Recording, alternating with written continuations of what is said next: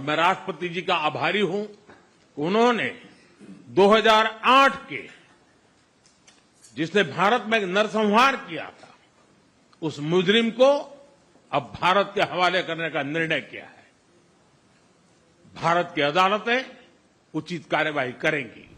जो लोग आग लगाने के बाद दूर से खड़े होकर तमाशा देखते हैं, वो ये भूल जाते हैं कि वो बारूद के ढेर पर खड़े हैं और आग की लहरों में एक दिन उन्हें भी झुलसना है।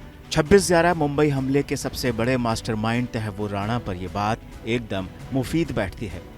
अमेरिका में बैठकर मुंबई में आतंकी हमले की साजिश रचने वाला डॉक्टर डेथ अब चलते चलते खुद फांसी के तख्ते के मुहाने पर पहुंच गया है। तैयबुर राणा पाकिस्तानी मूल का कनाडाई नागरिक है और 2008 के मुंबई आतंकवादी हमलों के मुख्य साजिशकर्ताओं में से एक अमेरिकी नागरिक डेविड कोलमैन हेडली का करीबी है, जिसने मुंबई पर हमले से पहले रेकी की थी और वो लश्कर तैयबा और ISI के लिए काम करता था। बहरहाल अमेरिका से NIA की 7 सदस्यीय टीम तैयबुर राणा को दूल्हे की तरह संभाल कर दिल्ली ला रही है। तो जान लेते हैं कि इस आतंकी के साथ दिल्ली आने पर क्या क्या होगा। पहले तो तैयबुर राणा का मेडिकल कराया जाएगा, क्योंकि रास्ते भर उसका ब्लड प्रेशर बढ़ा होगा। गनीमत है कि वो प्लेन से आ रहा है, सड़क के रास्ते यूपी में दाखिल नहीं हो रहा है। मेडिकल टेस्ट के बाद उसे NIA की टीम NIA कोर्ट में पेश करेगी। NIA अदालत से राणा की हिरासत मांगेगी ताकि उससे पूछताछ की जा सके।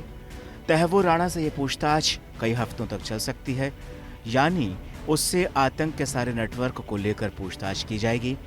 इस इंट्रोगेशन से ही मुंबई हमले का बाकी छिपा सच उजागर हो सकेगा। मुंबई हमले की साजिश के दूसरे पहलुओं की जानकारी हासिल करने की कोशिश की जाएगी, खासतौर से ये कि साजिश में कहां-कहां के लोग शामिल थे, कौन-कौन लोग शामिल थे, उनका मकसद क्या था और कौन-कौन से वो चेहरे भी हैं जो अभी तक सामने नहीं आ सके।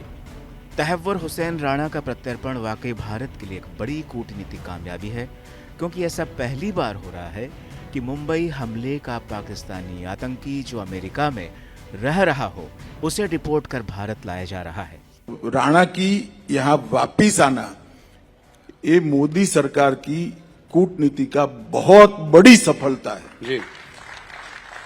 तो क्योंकि जिनके समय में जब बम धमाके हुए वो तो ला नहीं पाए, मगर आज वो वापिस आएगा, हमारी अदालत के सामने पेश होगा, हमारे संविधान के तहत उसको सजा होगी। ये देश के लिए बहुत बड़ी उपलब्धि है। राणा को अपने बचाव में वकील नियुक्त करने का अधिकार मिलेगा और वो कोर्ट में अपनी बात रख सकेगा। बहरहाल राणा से पूछताछ में मुंबई हमले और इंटरनेशनल टेरर नेटवर्क की जानकारी हासिल करने की कोशिश की जाएगी।